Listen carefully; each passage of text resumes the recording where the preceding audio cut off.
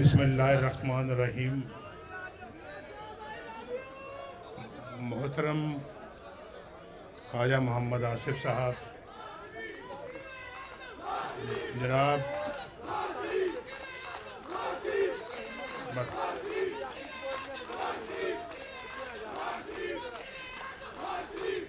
जनाब प्रोफेसर साजिद मीर साहब, मुअज़्ज़िज़ साथियों, दोस्तों, हमारे कायदीन कराम और बहुत ही प्यारे कारकुनों, अस्सलाम वालेकुम।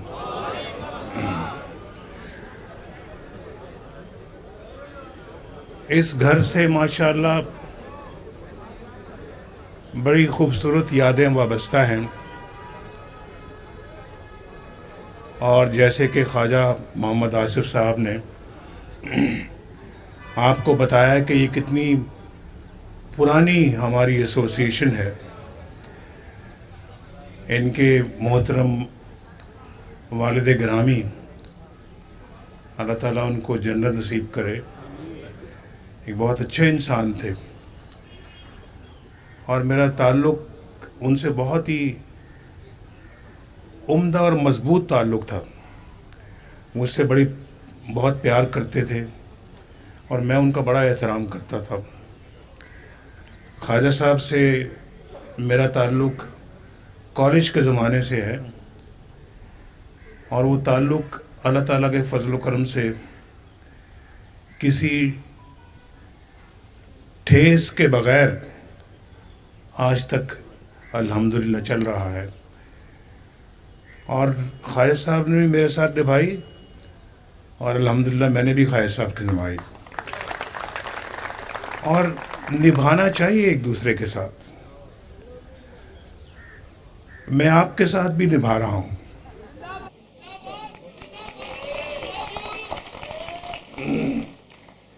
अपनी कौम के साथ भी निभा रहा हूँ, और बहुत मुश्किल वक्त देखे, इक़्तिदार भी देखा और इख्तलाफ भी देखा। इक़्तिदार में भी रहे, हस्बे इख्तलाफ में भी रहे, और दोनों बराबर बराबर चलते रहे। अगर आप मेरी वज़ारत उज़्मा के साल गिने और उसके मुकाबले में अगर आप मेरी जेलों के और मुल्क बदरी के और मुकदमात के वो साल गिने, तो शायद मेरी मुल्क बदरी और मेरे जेलों में और मुकदमे भुगतने की मुद्दत ज़्यादा लंबी है।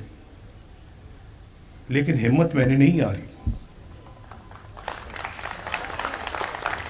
ना 1993 में हारी, ना 1999 में हारी, ना 2017 में हारी, और 2017 से आज तक मुसलसल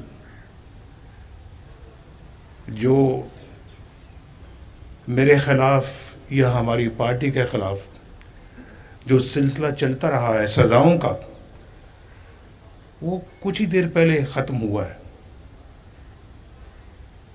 और बिला वजह, या तो हो ना कोई वजह हो तो फिर तो ठीक है, बिला वजह वो मुझे भी समझ नहीं आती कि वजह क्या है। 1993 में वजह क्या थी? इसलिए कि हम इस्लामाबाद से लाहौर मोटरवे बना रहे थे, इसलिए कि पाकिस्तान इक़्तिसादी तरक्की कर रहा था, इसलिए कि लोगों को रोज़गार मिल रहा था, इसलिए कि पाकिस्तान में येलो कैब लोगों को मिल रही थी, इसलिए कि पाकिस्तान के अंदर गुर्बत ख़त्म हो रही थी, इसलिए कि हम अपना इक़्तिसादी मैदान में अपने हमसायों से भी बहुत आगे थे, हमारा रुपया मजबूत था। तो बिला वजह हुकूमत ख़त्म कर दी गई, बिला वजह। अगर वो मोमेंटम चलता रहता तो मैं गलत बात नहीं करता, दावे से अल्लाह के फजल करम से ये कहता हूँ कि आज पाकिस्तान दुनिया की मजबूत तरीन ताकतों में से एक ताकत होता। دیکھو غلط بیانی نہیں میں کر رہا, میں بالکل ٹھیک کہہ رہا ہوں. ہم نے خود اپنے ملک کو پٹری سے وہ اکھاڑا ہے, پٹری سے اتارا ہے, اکھاڑا ہے, بلکہ پٹری اکھاڑ دی ہم نے. تو پھر کیسے چلے گا ملک جہاں آئے دن وزیر اعظم بدلتے ہوں اور جیلوں میں جاتے ہوں, ملک بدری ہوتی ہو, جھوٹے مقدمے بنتے ہوں, جھوٹی سزائیں ملتی ہوں؟ وہ کیسے چلے گا ملک؟ بتائیں ذرا, آپ سوچ کے بتائیں کیسے چلے گا بھائی. ایک گھر نہیں چلتا, یہاں سیالکوٹ کے لوگ بیٹھے, ایک فیکٹری نہیں چلتی بھائی, ایک ادارہ نہیں چلتا, تو ملک کیسے چلے گا؟ یہ سوچنے والی باتیں ہیں. میرا خیال ہے کہ جیسے ابھی کسی نے کہا کہ ہمارے پاس کوئی اب موقع نہیں ہے. یہ چیمبر سے, میں آج چیمبر میں گیا ہوں, چیمبر سے وہاں کہا جی کہ یہ اب ہمارے پاس کوئی غلطی کا کوئی اپنا اب جو کہتے احتمال نہیں ہے. اگر اب بھی ہم نے سبق نہ سیکھا تو وہ علامہ اقبال نے کہا تھا تمہاری داستان تک نہ رہے گی داستانوں میں. ہم تو پہلے ہی اپنی داستان کو کہیں پیچھے چھوڑا ہے. اس لیے ہم نے بنایا تھا 1947 میں یہ ملک. ذرا سوچنے والی باتیں ہیں ساری. اس لیے قربانیاں دی تھی ہم نے کہ آج ملک کا یہ حشر دیکھیں گے ہم. کیا زیادہ دور نہ جائیں, 1993 کو چھوڑیں, 1997 کو چھوڑیں, 1999 کو چھوڑیں جب پاکستان ایٹمی قوت بنا تھا, چھوڑ دیں, چلیں قریب آ جائیں, 2017 میں آ جائیں آپ. ملک کتنا خوشحال تھا, روپیہ آپ کا مضبوط تھا. 104 روپے پہ روپیہ ہم نے شروع کیا, 104 روپے پہ ختم کیا ہم نے. ایک پیسے کا فرق نہیں آیا ڈالر کے مقابلے میں. اور پاکستان میں مہنگائی نام کی کوئی چیز نہیں تھی. بولو میں ٹھیک کہہ رہا ہوں غلط کہہ رہا ہوں؟ آٹے کا ریٹ آپ کو پتہ ہے, روٹی 4 روپے میں ملتی ہے, آپ کو معلوم ہے. باقی چیزیں میں بار بار نام نہیں لینا چاہتا, لیکن ہر چیز آپ کی پہنچ میں تھی. اور پاکستان سی پیک پہ تیزی کے ساتھ سی پیک لگ رہا تھا. لوڈ شیڈنگ کا خاتمہ کر دیا ہم نے, دہشت گردی کا خاتمہ کر دیا ہم نے, اور پاکستان جو ہے وہ ترقی کی رفتار تیز سے تیز ہوتی چلی گئی. ہماری سٹاک ایکسچینج دنیا کی بہترین سٹاک ایکسچینج میں شامل ہو گئی. اور یہاں بے روزگاری کا روز بروز خاتمہ ہوتا چلا جا رہا تھا. لوگوں کو روٹی مل رہی تھی, علاج معالجے کی سہولتیں تھیں, غریبوں کو کوئی روٹی کی پریشانی نہیں تھی, بچے اسکول جاتے تھے, ان کی امیدیں بڑھتی چلی جا رہی تھی کہ آئندہ ہمارا مستقبل اور روشن ہوگا.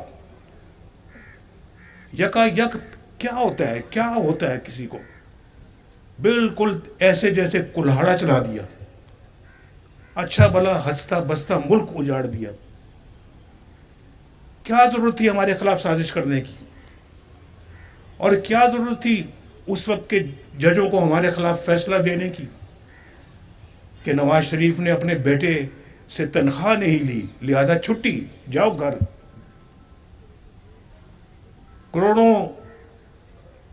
کروڑوں انسانوں کے نمائندے کو, وزیر اعظم کو 5 بندوں نے اٹھا کے وہ پھینکا.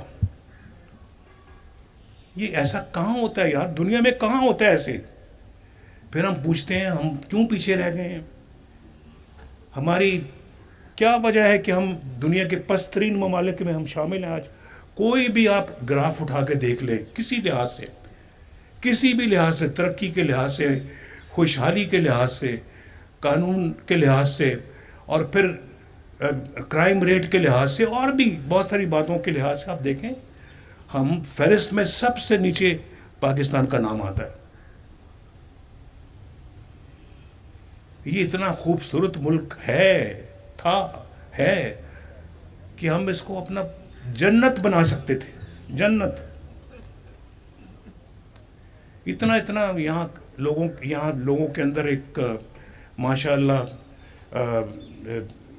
ہنر ہے کہ میں بیان نہیں کر سکتا. اب یہ شہر دیکھ لیں آپ, یہ شہر سیالکوٹ جس سے مجھے بے پناہ محبت ہے, اس شہر کے اندر اتنا پوٹینشل ہے ترقی کا کہ یہ اللہ کے فضل و کرم سے دنیا کے ایک بہترین ترقی یافتہ شہر بن سکتا ہے.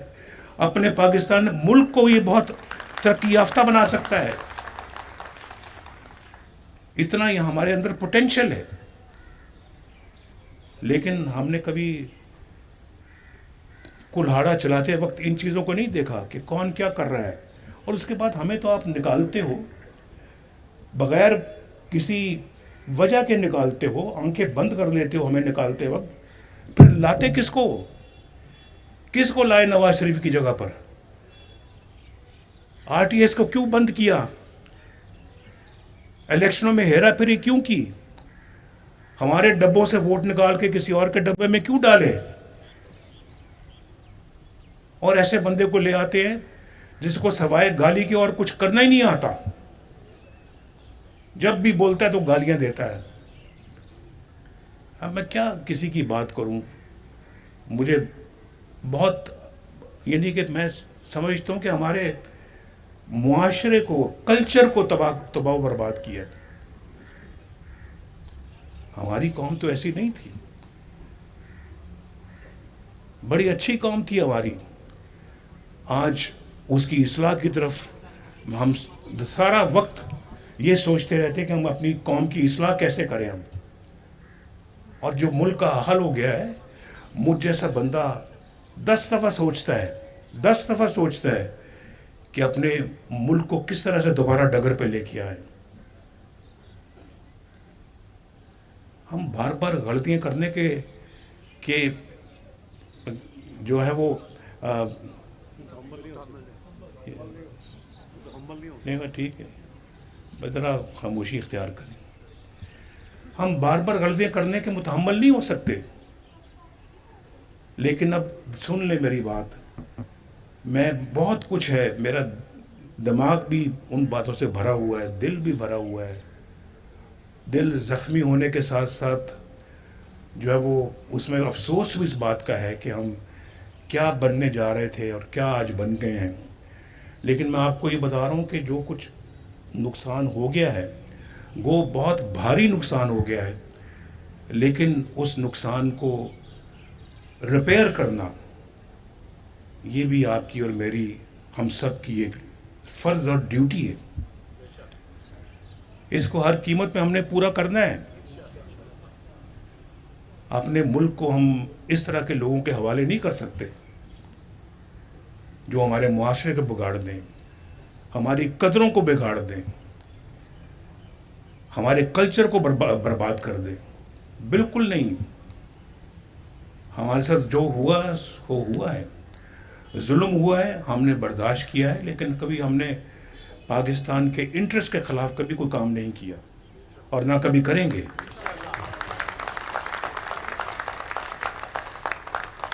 یہ بڑا قیمتی ملک ہے بھائی. قیمتی ہم نے برباد تو کیا لیکن بڑا قیمتی ملک تھا. یہ ہمارا بڑا قیمتی ملک ہے. ہم اس کو سمجھیں, اس بات کو سمجھیں.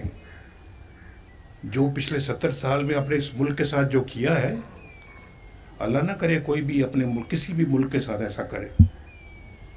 اور ہم خود اس کے ذمہ دار ہیں. خود ایسے بندوں کو لانے کے بھی ہم خود ذمہ دار. وہ آیا نہیں تھا, وہ لایا گیا تھا.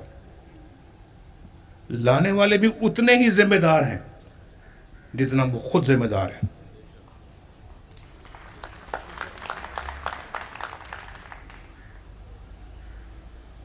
تو میں یہ سمجھتا ہوں کہ ایک بڑے عرصے کے بعد, کئی سالوں کے بعد, جب یہ موٹر وے بھی شروع بھی نہیں ہوئی تھی, اس وقت سے میں آپ سے ملا تھا آ کے. تو آج اس کے بعد دوسری دفعہ ملا ہوں میں, اور میں نے موٹر وے کی بات یہاں بیٹھ کے کی تھی, اور دیکھ لو موٹر وے بن گئی اللہ کے فضل و کرم سے.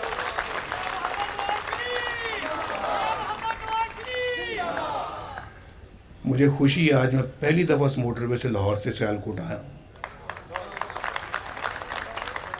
لیکن یہ موٹر وے اس سٹینڈرڈ کی نہیں ہے جس سٹینڈرڈ کی ہونی چاہیے تھی.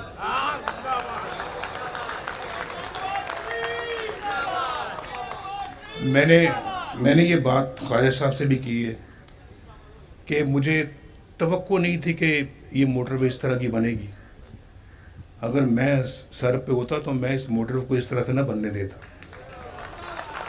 اور آپ نے دیکھا ہے کہ کہیں موٹر وے نیچے جا رہی ہے, کہیں اوپر چڑھ رہی ہے, کہیں اترائی ہے, کہیں کھائی ہے, کہیں کچھ ہے. نہ کوئی ریسٹ ایریاز ہیں, نہ کسی جگہ کو باتھ روم ہے, نہ کوئی ریسٹورنٹ ہے. یہ تو اس کو تو لاہور اسلام آباد موٹر وے سے بھی ایک بہت بہتر موٹر وے ہونا چاہیے تھا.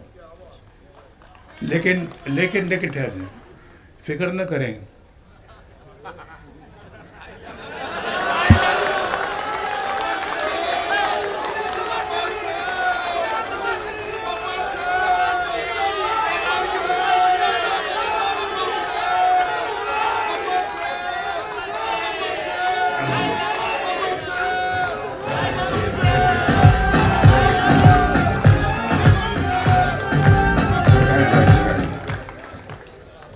بہت خوشی ہوتی ہے دیکھ کر کہ سیالکوٹ میں ایک بہت اچھا ہوائی اڈہ ہے. ایئر لائن بھی ماشاءاللہ بن گئی ہے, اور اب اس کو اور بھی اچھا ایئرپورٹ بننا چاہیے. یہ لاہور, کراچی, اسلام آباد کے لیول پہ آنا چاہیے. اس کو اسی سٹینڈرڈ کا یہاں پہ ایئرپورٹ بھی ہو, فیسلٹیز بھی ہوں, اور ایئر لائن بھی یہاں پہ دنیا بھر کی ایئر لائنیں یہاں پہ آئیں. اور آج اگر $2.5 بلین کی ایکسپورٹ کرتا ہے سیالکوٹ, تو میری تو خواہش دعا ہے کہ $250 بلین کی ایکسپورٹ کرنی چاہیے صرف سیالکوٹ کو. اور سیالکوٹ میں وہ پوٹینشیل موجود ہے. تو انشاءاللہ ازسر نو تعمیر کریں گے پاکستان کی. لیکن آپ نے غلطی پھر نہیں کرنی دوبارہ. اگر کوئی غلطی کرے گا, نہیں, اگر غلطی کو کرے گا تو پکڑنا بھی آپ نے اس کو. انشاءاللہ کہہ رہے ہیں نا.